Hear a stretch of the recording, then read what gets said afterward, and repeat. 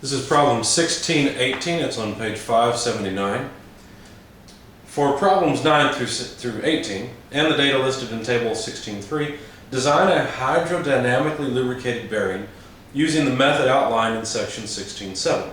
Specify the journal nominal diameter, the bearing length, the diametric clearance, the minimum film thickness of the lubricant during operation, the surface finish of the journal and bearing, the lubricant, and its maximum operating temperature.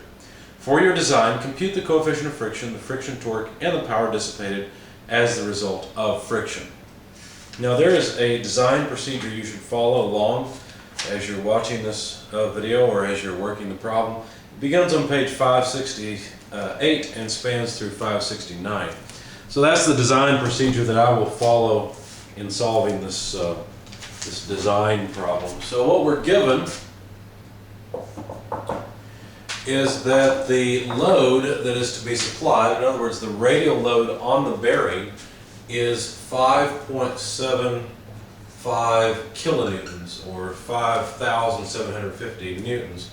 The minimum diameter is 65 millimeters and the speed is 1750 revolutions per minute or RPM. So these are the application details that this particular bearing is supposed to withstand. And this is in some type of a printer. Okay, so we've got a bunch of stuff to find. I won't write it down. It's listed in the problem statement. You can refer back to that. So let's begin by specifying the surface finish. So the surface finish I will specify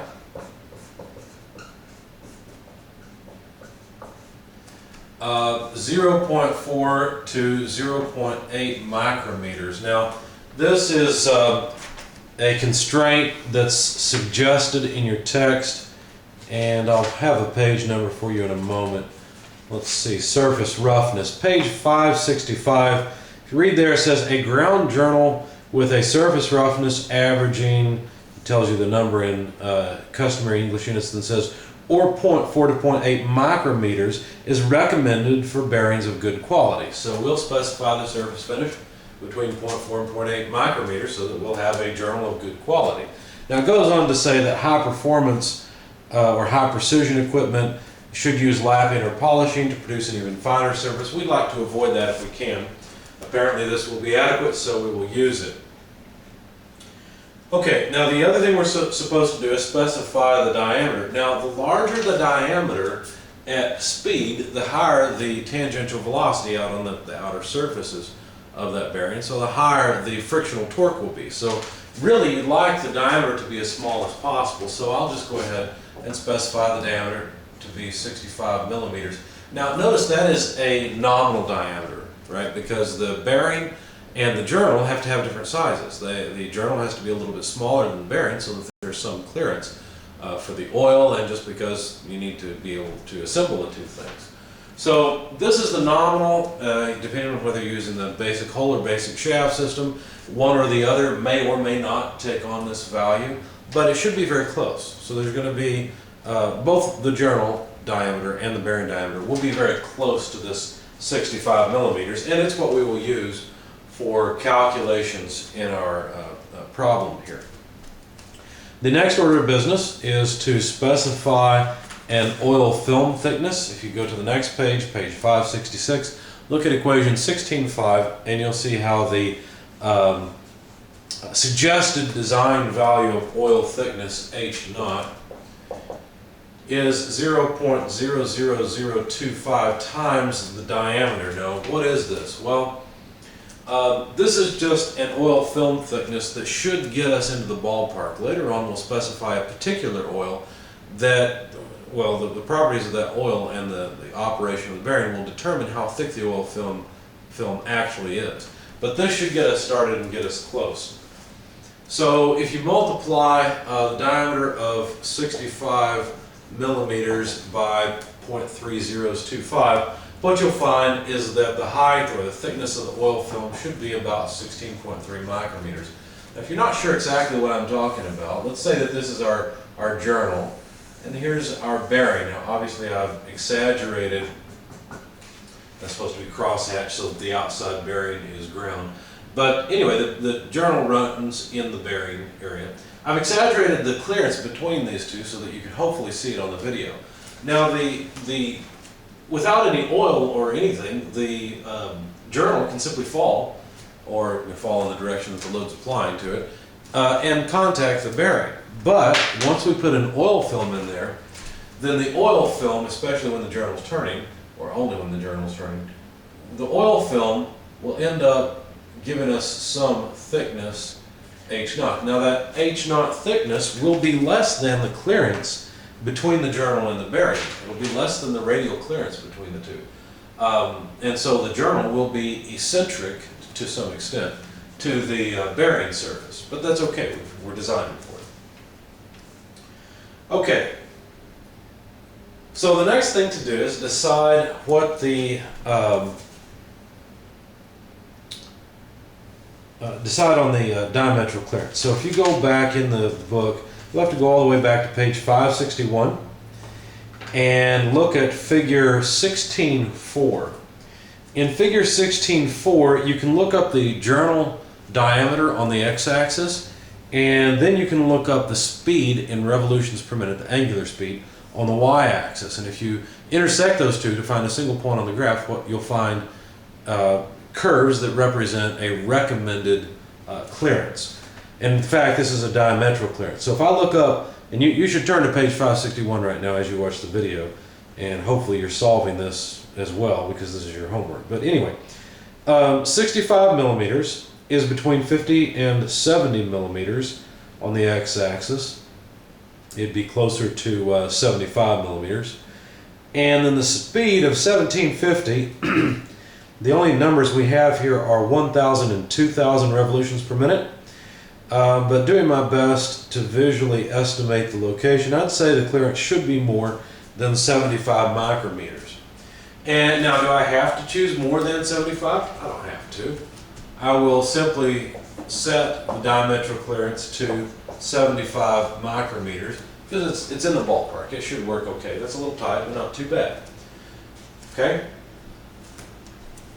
Now, the next thing to do is to figure out the loading and basically design the length of the bearing, because what we like to do is come up with a design pressure, and you'll notice that's really the next step in our procedure. If you go back to the design procedure on page 568, for reference, we're essentially in, let's see, where's the step?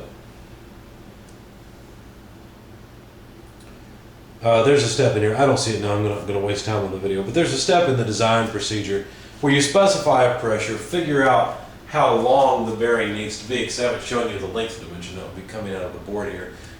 You just calculate how long the length should be for that pressure, and then from that back calculate, from that set a length, and then back calculate the actual pressure. Now, I'm going to assume that this is a fairly lightly loaded bearing, since it's in a printer, and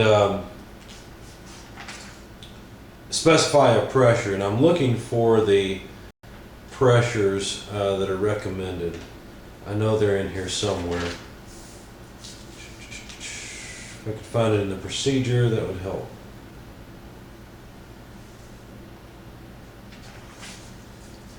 I don't see it right off, but I know it's in here somewhere. So I'm going to specify a relatively light pressure. So I'm going to design this bearing to have a pressure of about 1.4 megapascals. I don't have notes from where I got that number, but it's either in the design procedure or there's a table or some such thing in the chapter. So you'll have to find that one. I don't want to, as I said, waste time in the video. If I find it after I post the video, I'll make a note of it. Anyway, so then the pressure equals force over length over diameter. And again, just like in the boundary lubricated problem, if we look at this bearing in an isometric type view, basically what we're doing here is we're saying that there's some load, use a different color, there's some load F that is essentially a radial load applied to the bearing. and that we'd like to compute a pressure based on this area, where this area is the length by diameter. So it's that rectangular area that the force is distributed over. Now in reality, of course, any pressure in the oil is going to act in a radial direction. So you can imagine that any pressure in the oil will have some component in the horizontal direction or perpendicular to the load, but those components don't help support the bearing against the load. And I'm sorry, I'm pointing to the wrong side. Really, the pressure would have to be from this side. And so basically, taking the diameter times length just gets the components of the pressure that are parallel to the force F. So that's why we use that. Anyway, rearranging this equation, that's where the equation comes from, rearranging it to solve for the length. The length should be about F over PD, just rearranging this equation. We know that the load is 5.75 thousand newtons, or kilonewtons. The pressure P we're designing for is 1400 kilopascals. And the diameter of the bearing is 0.065 meters. So with 65 millimeters, that's 0.065 meters. Okay? Now, once you plug all this in, what you find is that the length should be about 0.0632 meters. Now that's 1, 2, 3, that's about 63.2 millimeters. So I'm going to choose my design length, LD, some reasonable number, 65 millimeters, which is close to 63.2. Typically, you try to use basic sizes. You don't use odd numbers like this in your designs. That's just not normal. And so if I choose this, then what that means is the length to diameter ratio, L over D, is equal to 1. Now there's actually somewhat of a selfish reason for doing this.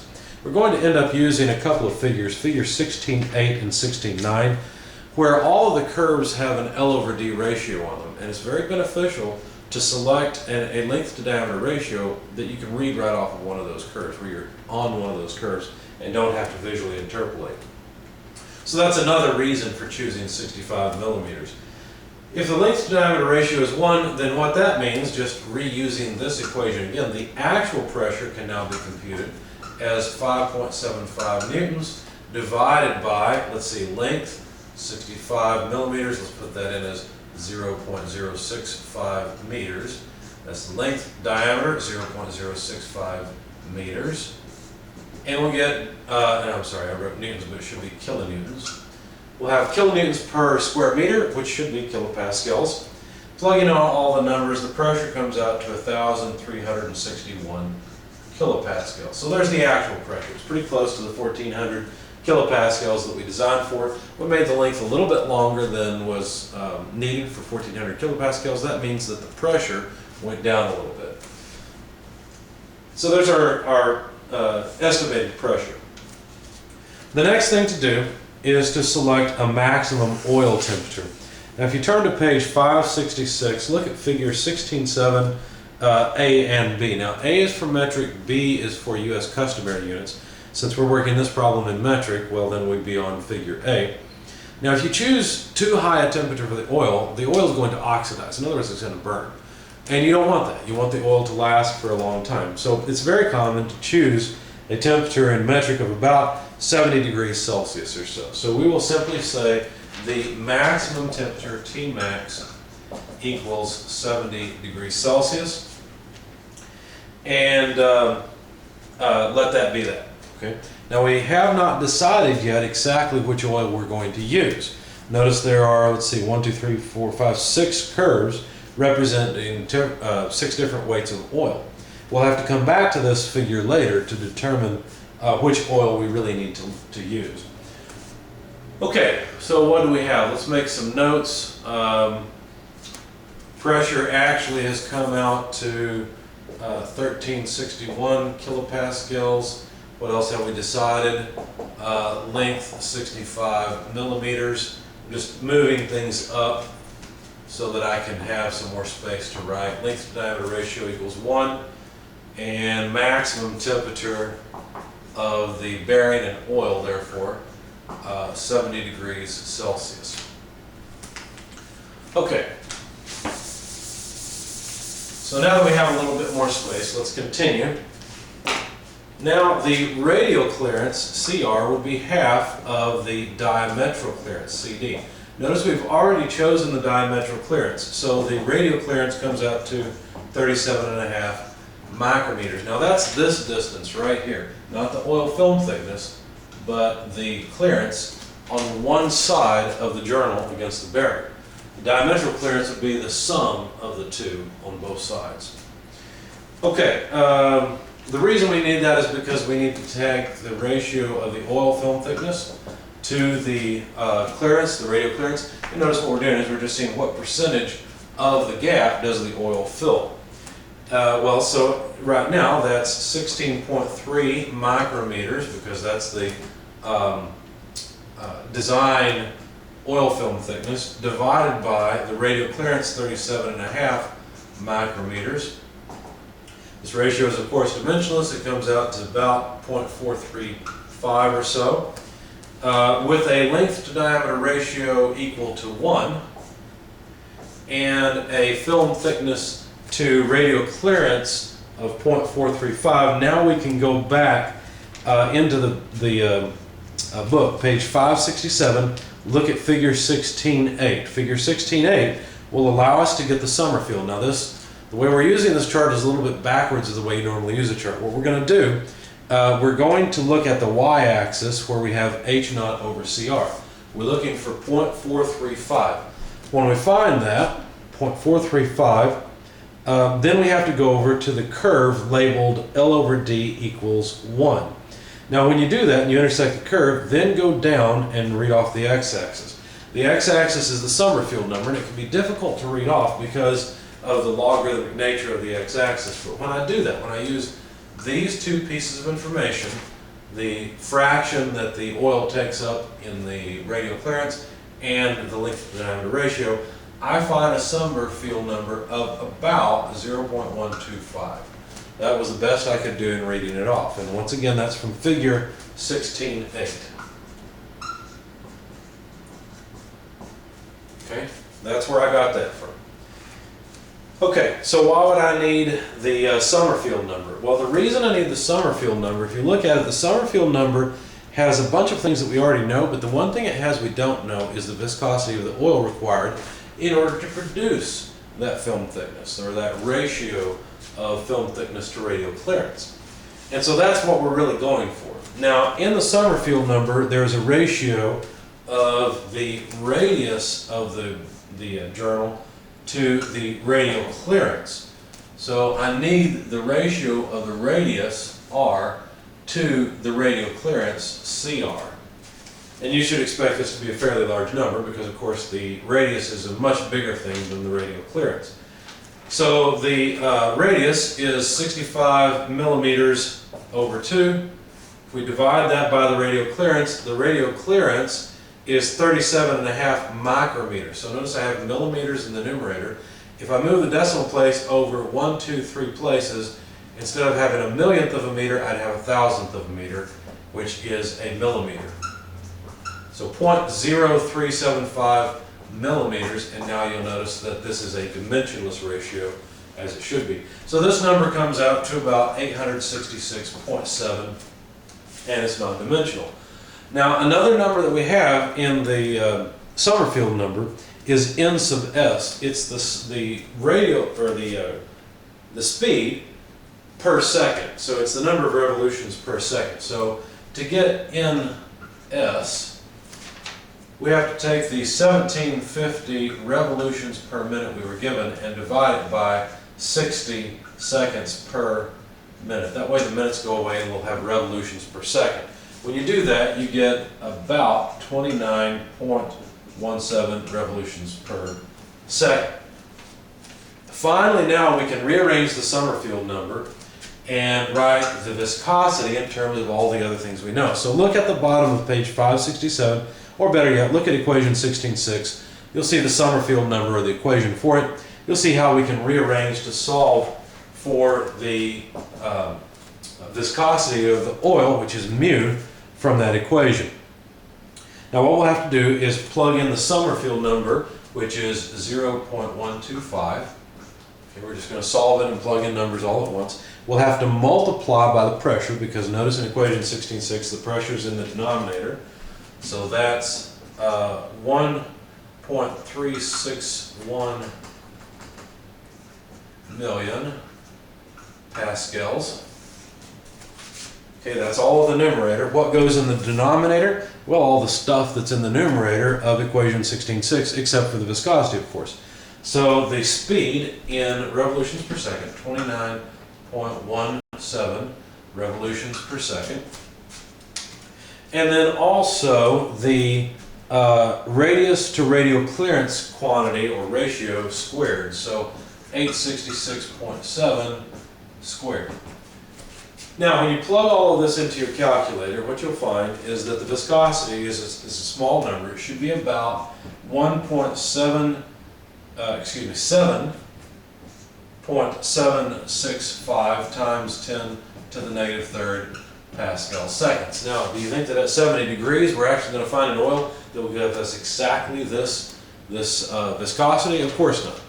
So we'll have to go through all of this again. Now, if you look again at figure 16.7, look at figure A again, and remember we were at 70 degrees. Now, you always want to design your viscosity at the highest allowable temperature. The reason for that is the viscosity of the oil increases as the temperature goes down. So as the viscosity of the oil increases, this film thickness is guaranteed to be larger.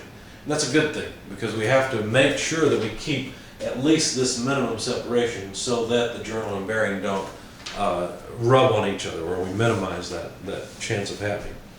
So at 70 degrees, if we look for a viscosity in Pascal seconds of 7.7 times 10, or 7.8 or so times 10 to the negative third, you have to be careful because on this figure you have to know that the y-axis is already scaled, so that it's common to get a very small viscosity like this, and so you have to be careful when you read it off. Now, if you're careful when you read it off, you'll notice that tin weight oil should be adequate. And tin weight oil is just above 0.01. Now, that's not 0.01 Pascal seconds. Yes, it is. I'm sorry. I'm confusing myself here. So, really, this number is about 0.1, 2 zeros and then 8, right? So if we look on the y-axis, actually it is Pascal seconds. I was thinking of the U.S. customary units. So anyway, in Pascal seconds we need something at least that. 10 weight oil would do. Notice that 5 weight would not do at 70 degrees because there the oil viscosity is a little less than 0.006. We need at least about 0.008 Pascal seconds. So if we choose 10 weight oil, then what that means is that the actual viscosity, mu, will be slightly larger than 0.01 Pascal seconds. In fact, reading it off the best I could, I estimated that the viscosity would actually be about 0.011 Pascal seconds. Now what's that going to do? Well, that's a little bit thicker oil than what we need to have this gap, so that's going to make the gap a little bigger. And that's okay, that's not a bad thing. So now what we're going to do is use the Summerfield chart, well not the Summerfield chart, but the film thickness variable versus Summerfield number chart on page 567. We're going to use that in the opposite direction. So all this work was to come up with this desired oil selection. So let's add in some things here. The oil we're going to use is 10W. Now what is 10W? Is that 10 weight? No, 10W is 10 winter oil. Now some of these numbers we'll end up using. You've got them here in front of you. You can rewind the video if you need to see them. I'm going to erase this section of the board so that I have some space to continue our calculations. Now we've decided that we're going to use tin weight, which should give us a viscosity of 0.011 pascals seconds at the design temperature maximum of 70 degrees. Anything below that, it'll actually give us a little bit higher viscosity, which, as I said, is a good thing. Finally, now we can compute the actual Summerfield number, and once again, go back to equation 16.6, no need to rearrange it at this point. 0.011 pascals seconds multiplied by 29.17 inverse seconds times the radius to radial clearance ratio, or variable, squared, divided by the pressure in pascals, 1,361,000 pascals. And let's see, so we've got Pascal seconds in the denominator and Pascal seconds in the numerator. So the Summerfield number is dimensionless, which is required. You want to make sure of that. And it comes out to 0.177. Of course, as I said, this is non-dimensional. Now we can go back to figure 16.8, go to the x-axis, look for 0.177, and then go up to the curve L over D equal 1 and read off the film thickness variable. When you do that, you'll find that the film thickness variable, H naught over CR, is about 0.48. Now what does this mean physically? I've already described it, but to describe it again, H naught over CR, this 48% here means that the oil film is going to take up 40% of the radial clearance from the geometry. Okay, so 3/4 of the diametric clearance is going to be on this side, and 1/4 of the diametric clearance will be on this side, because that's how thick the oil is and how far it's going to separate the journal from the bearing. Now notice I didn't make a mistake there, because this 50% or so is 50% of the radial clearance, but the total clearance is the diametric clearance. So as I said, the film thickness of the oil is about 1/4 of the total diametric clearance. Now, since we already know the design diametral clearance and therefore radial clearance, then we can say that the actual film thickness, H naught, at 70 degrees at least, should come out to 48% of the 37.5 micrometers of radial clearance, and that's 18 micrometers. So this is an important number. That's the design thickness right here of the oil. So that's one thing we need. The other thing we need, though, in this process, we need to know how much power this bearing is going to lose, because if you think about it, as this journal turns, what is it doing? Well, it's shearing oil, right? There's oil that's stuck to the bottom, say the bearing, oil stuck to the journal, and that oil has to be sheared, that film thickness. Across that thickness, it has to be sheared. And it takes energy to do that, okay? You don't get it for free. The film is pretty easy to shear, but it takes a little bit of effort. So the next thing to do is to use figure 16.9, which is on page 568.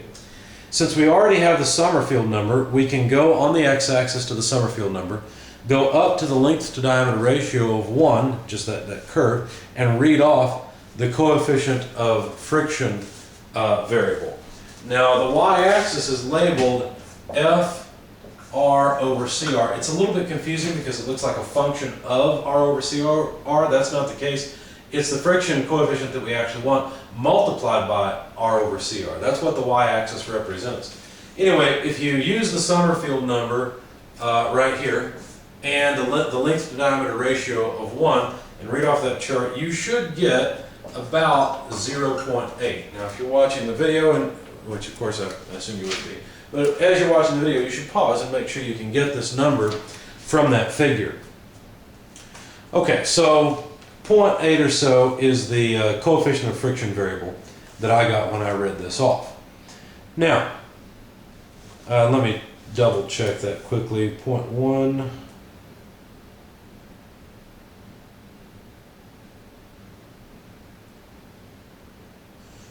Yeah, because the sum, actually, it looks like I may have made a mistake in my solution. I'm glad I caught this. The Summerfield number that I used was 0.011, but that's not correct, because 0.0011 or 0.011 was the dynamic viscosity, so I made a mistake. Let me correct that now. The Summerfield number should be 0.177. So if we go into the chart, I'll go ahead and hold it up for the video camera to show you what happened. I used 0.011 on accident. That put me over in this area, which gave me a very small R over CR number. I should have used a number over here between, let's see, 0.1 and 0.2 on the x-axis. So let me do that. It would be a little closer to 0.2. Of course, I have to take into account the fact that this is a logarithmic axis. But if I read it off at L over D equals 1, it looks like the best I can read off here is about 4.5 for the coefficient of friction variable. So it looks like I've got a little more computations to do. This is wrong. I should have gotten about 4.5 for that y-axis. Now, of course, notice that this is dimensionless because the coefficient of friction F and R over CR are both non-dimensional, so this 4.5 has no dimension. Now, if I want to get the actual friction coefficient F, now normally in other classes like dynamics and your physics courses, you call this mu. That's a little confusing because now we're using mu to talk about the dynamic viscosity of the oil. So we need a different symbol, so we're just using F as the coefficient of friction. Now that's not the frictional force, because usually it's F equals mu n, right? So the symbols are changing, they're different, but this is just the coefficient of friction, F. All right, so if you take the coefficient of friction, or excuse me, if you take the coefficient of friction times R over CR, which is this 4.5, and divide it by R over CR, where R over CR is 866.7, then you should get the friction coefficient. So let me do that. Notice it's very small, 5.192 times 10 to the negative third, still non-dimensional. Okay, this is a very small number, and that's to be expected. This is a good design because in boundary lubrication, if the speed becomes too high, then the friction coefficient starts going up. But this is a nice low coefficient of friction. All right, so the next thing to do is to calculate the frictional torque. The frictional torque is the friction coefficient multiplied by the applied radial force. This is like mu n, okay? So that's the frictional force that's being applied to the bearing due to shearing the oil. So this is the frictional force. We would normally call that F, but now I have to call it F multiplied by the applied force, F, the radial applied force. See how this is like a normal force and that's like a coefficient of friction. In fact, that's what it is. It is a coefficient of friction. So that's the frictional force. We have to multiply that by the radius arm, R, to get the frictional torque. Now, of course, when I did this previously, I messed up my reading here. So I have to recalculate. So F, the friction coefficient, multiplied by the frictional force, which is, let's see, 5,750 newtons. Make sure I do this right. And then multiplied by R, the radius. Now the radius is going to be 65 millimeters over 2. So that's going to be 0.0375 meters. Yeah, so 0.0375 meters. And this should give me a torque in Newton meters. Now when I do this, I get 215.6 or so Newton meters of torque. Hopefully I did all of that right. I'll go back and verify it a little later, but that looks reasonable. And then the frictional power would just be the frictional torque multiplied by the speed. Now, let's see, the frictional torque, 215.6 Newton meters. The speed is 1750 revolutions per minute, but of course that won't do. We need radians per second. So let's see, there are 2 pi radians per revolution. Of course, there's 1 minute per 60 seconds, so the minutes go away, the revolutions go away, and the radians will go away for free. We'll have Newton meters, which are joules per second. Now, a joule per second is a watt. And so once we plug all this in, we should have the number of watts that this bearing basically sucks up. So times 1750 times 2 times pi divided by 60. Okay, I still think I've done something wrong. I'll have to go back and verify this because this is very large. 39,515 watts seems quite unreasonable for that bearing. This is only a 65 millimeter bearing, which, by the way, the Corvette main bearings are 65 millimeter bearings. I happen to know that. So I think I've got some other problem here. I'll have to go back and look through it. But I'll try to post some notes on the video. The procedure's correct. Basically, the equations are right. This seems really high. I think I may have made a mistake in my units here. Let's just check that while we're at it. The friction coefficient here, 5.192 times 10 to the negative third, multiplied by F, which is 5,750 newtons. 5,750 newtons. That's 29.8. If I multiply that by the radius, I should multiply it by 0.0375. Let's see, that would be 37.5 millimeters. Yeah, I did something wrong. I don't know how I came up with 215.6 newton meters. Let's just correct it now. It's 1.119, so about 1.12 newton meters. That sounds better. So 1.12 newton meters. Let's see, that should give us a much better number. 1752 pi divided by 60. Yeah, there we go. That's a lot better. 205 or so watts. Now that's quite reasonable for a bearing turn-in at this speed. That's not so ridiculous as the 39 or 36,000 watts, whatever that was. Okay, I don't know what I did wrong. I probably hit multiply instead of divide or something here, or maybe I divided by this radius and blew the number up and had a huge frictional torque. But I think this is correct now. This makes more sense.